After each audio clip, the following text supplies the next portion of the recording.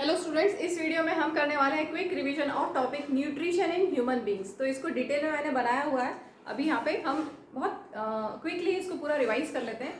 तो न्यूट्रिशन कैसा होता है ह्यूमन बींग्स में? होलोजोइक न्यूट्रिशन होता है। होलोजोइक न्यूट्रिशन में कॉम्प्लेक्स फूड को अंदर लिया जाता है, ठीक है, और इनटेक करते हैं, इंजेक्शन करते हैं और वो हमारी बॉडी में डाइजेस्ट होता है। उसके बाद एब्जॉर्प्शन, एसिमिलेशन और जो वेस्ट होता है वो इजेक्शन हो जाता है उसका, ठीक है। तो ये 5 स्टेप्स हैं न्यूट्रिशन इन ह्यूमन बींग्स। कैसा होता है? मोड ऑफ न्यूट्रिशन है होलोजोइक न्यूट्रिशन। 5 स्टेप्स क्या हो गए? इंजेशन, सबसे पहले इंजेस्ट किया फूड, उसका digestion, absorption, 4th step assimilation और लास्ट में इजेक्शन, ठीक है। तो सबसे पहले हमने इजेक्शन किया, मतलब हमने फूड को अंदर लिया। वो कहाँ से हम लेंगे? माउथ से, ठीक है। तो हमारा रीजन है माउथ। सीक्रेशन, यहाँ पर क्या सीक्रेट होता है? माउथ में सलाइवा सीक्रेट होता है with the help of salivary glands. 3 salivary glands होती है हमारे माउथ में, ठीक है। सोर्स ग्लैंड भी साथ में लिखिए, ब्रैकेट में सोर्स ग्लैंड लिखी है। सीक्रेशन क्या हुआ ये, ठीक है। तो माउथ में सलाइवा सीक्रेट होता है with the help of salivary glands.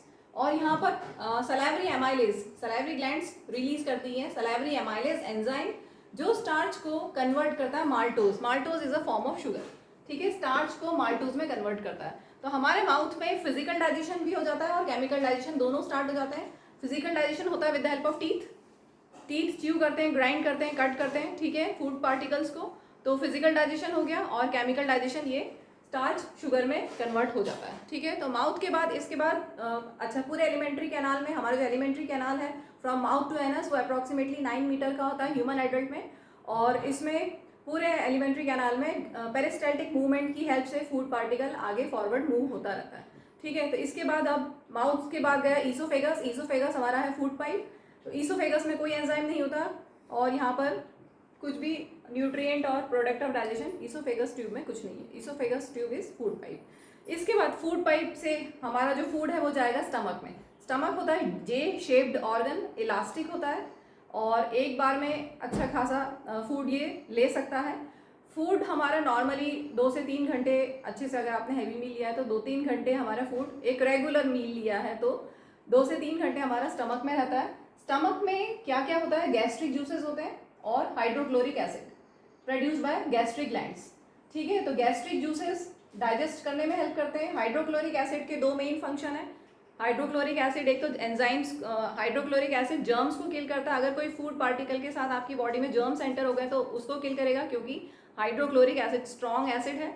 और ये it creates acidic medium so that enzyme pepsin can digest proteins. तो यहाँ पर एंजाइम होगा पेप्सिन और न्यूट्रिएंट क्या डाइजेस्ट करेगा? प्रोटीन डाइजेशन करेगा और प्रोडक्ट प्रोटीन्स को कन्वर्ट करेगा पॉलीपेप्टाइड्स में, ठीक है। प्रोटीन्स को पॉलीपेप्टाइड्स में कन्वर्ट करेगा पेप्सिन। पेप्सिन एंजाइम सिर्फ एसिडिक मीडियम में ही वर्क कर सकता है। तो ये हाइड्रोक्लोरिक एसिड का रोल है कि it creates acidic medium so that enzyme pepsin can start digesting proteins, ठीक है। और स्टमक में साथ में म्यूकस भी होता है जो इनर लाइनिंग्स को प्रोटेक्ट करता है, इनर लाइनिंग्स ऑफ स्टमक को प्रोटेक्ट करता है फ्रॉम हाइड्रोक्लोरिक एसिड, ठीक है। इसके बाद स्टमक के बाद फूड जाएगा स्मॉल इंटेस्टाइन में। Small intestine is the largest part of alimentary canal. Small इसलिए नेम दिया गया है क्योंकि वो नैरो होता है। ये अप्रॉक्सीमेटली 6-7 मीटर का होता है ह्यूमन एडल्ट में, ठीक है। लेकिन स्मॉल क्यों बोलते हैं? क्योंकि ये नैरो होता है। अब यहाँ पे क्या क्या है? इसके तीन रीजन्स हैं। 3 रीजन्स, ड्यूडेनम, जेजुनम और इलियम। जेजुनियम का कुछ फंक्शन नहीं होता है, ऑलमोस्ट वो एम्प्टी होता है, ठीक है। तो पहले ड्यूडेनम लेते हैं हम। ड्यूडेनम में बाइल सीक्रेशन आएगा, बाइल जूस। सोर्स ग्लैंड हुआ लीवर, लीवर सीक्रेट करेगा बाइल जूस और वो टेम्पररी स्टोर होता है गॉल ब्लैडर में। लीवर में गॉल ब्लैडर होता है जिसमें बाइल जूस टेम्पररी स्टोर होता है, ठीक है। इसके बाद पैनक्रिएटिक जूस, सोर्स ग्लैंड हो गया पैनक्रियास। पैनक्रिएटिक जूस प्रोड्यूस करते हैं। पैनक्रिएटिक जूस में 3 एंजाइम्स होते हैं, pancreatic amylase, trypsin and lipase. आपकी टेक्स्ट बुक में ट्रिप्सिन और लिपेज दिया हुआ है, ठीक है, ये नहीं दिया हुआ, ठीक, साथ में बता दी जा रही हूँ। तो पैनक्रिएटिक एमाइलेज क्या करता है? स्टार्च को माल्टोज में कन्वर्ट करता है, जैसा माउथ में हुआ था, ठीक है। जो स्टार्च वहां नहीं हो पाया, बचा हुआ स्टार्च यहाँ पर डाइजेस्ट होगा, स्टार्च माल्टोज में कन्वर्ट होगा। Maltose is a form of sugar. आपकी टेक्स्ट बुक में लिखा है sugar into starch into sugar, ठीक है। Maltose is a form of sugar. Pancreatic amylase का क्लियर हो गया, स्टार्च को माल्टोज में कन्वर्ट करेगा। ट्रिप्सिन एंजाइम प्रोटीन्स और पॉलीपेप्टाइड्स को स्मॉल पेप्टाइड्स और अमीनो एसिड्स में कन्वर्ट करेगा। ट्रिप्सिन एंजाइम, देखो प्रोटीन डाइजेशन यहाँ पे स्टार्ट हो गया था, कहाँ पर? स्टमक में। ठीक है। फर्दर वो small intestine is the site of complete digestion. यहाँ पर सब कुछ डाइजेस्ट हो जाएगा, सब कुछ, प्रोटीन्स, कार्बोहाइड्रेट्स, फैट, जितना भी आप कंज्यूम करते हैं सब कुछ यहाँ पर स्मॉल इंटेस्टाइन में डाइजेस्ट हो जाता है। तो ट्रिप्सिन फर्दर प्रोटीन्स को, जो रिमेनिंग प्रोटीन्स हैं पॉलीपेप्टाइड्स, उनको स्मॉल पेप्टाइड्स और अमीनो एसिड्स में कन्वर्ट करेगा, और लीपेज इमल्सिफाइड फैट को फैटी एसिड्स एंड ग्लिसरॉल में कन्वर्ट करेगा। यहाँ पे मेरा बाइल का छूट गया। बाइल जूस क्या करता है, फूड को एल्कलाइन बनाता है। देखिए स्टमक में एसिडिक फूड है बिकॉज ऑफ HCl, ठीक है, और एसिडिक फूड पे पैनक्रिएटिक पैनक्रिएटिक एंजाइम्स वर्क नहीं कर सकते, उनको वो अल्कलाइन मीडियम में वर्क करते हैं। तो बाइल जूस का एक और फंक्शन है, it creates medium acidic food to, it converts acidic food to alkaline food, ठीक है, ताकि बाकी एंजाइम्स, आगे के एंजाइम्स वर्क कर सकें। और एक और बहुत इंपॉर्टेंट फंक्शन होता है बाइल का, वो फैट को इमल्सिफाइड फैट्स में कन्वर्ट करता है, मतलब लार्ज फैट मॉलिक्यूल्स को स्मॉलर फैट मॉलिक्यूल्स में कन्वर्ट करता है। और बाइल जूस फूड को अल्कलाइन बनाता है ताकि पैनक्रिएटिक एंजाइम्स उस पर फूड पे एक्ट कर सकें, फर्दर डाइजेशन में हेल्प कर सकें, ठीक है। बाइल का हो गया, पैनक्रियाज का क्लियर हो गया, तीनों। लिपेज इमल्सिफाइड फैट को फर्दर, और जो यहाँ पे कुछ फैट इमल्सिफाइड फैट में कन्वर्ट हुआ, जो बचा हुआ होगा वो लिपेज कर देगा, इमल्सिफाइड फैट को फर्दर फैटी एसिड और ग्लिसरॉल में कन्वर्ट कर देगा, ठीक है। इसके बाद इलियम, 3 रीजन्स बताए थे, ड्यूटेनम, जिजिनम और इलियम।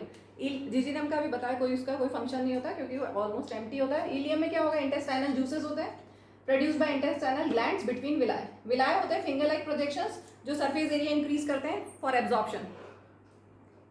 स्मॉल इंटेस्टाइन में कंप्लीट डाइजेशन होना है, ठीक है, तो एब्जॉर्प्शन होना है, फूड डाइजेस्ट होगा उसका एब्जॉर्प्शन होना है। तो एब्जॉर्प्शन के लिए इसका सरफेस एरिया ज़्यादा होना चाहिए। तो इसमें इसकी इनर वॉल्स पे, स्मॉल इंटेस्टाइन की या इलियम की इनर वॉल्स पे बहुत सारे विलाय होते हैं, फिंगर लाइक प्रोजेक्शंस होते हैं जो सरफेस एरिया को इंक्रीज करते हैं ताकि अच्छे से फूड, डाइजेस्टेड फूड एब्जॉर्ब हो, ठीक है। तो इंटेस्टाइनल जूस में क्या क्या होता है, ये आपकी टेक्स्ट बुक में नहीं है, लीपेज है बस।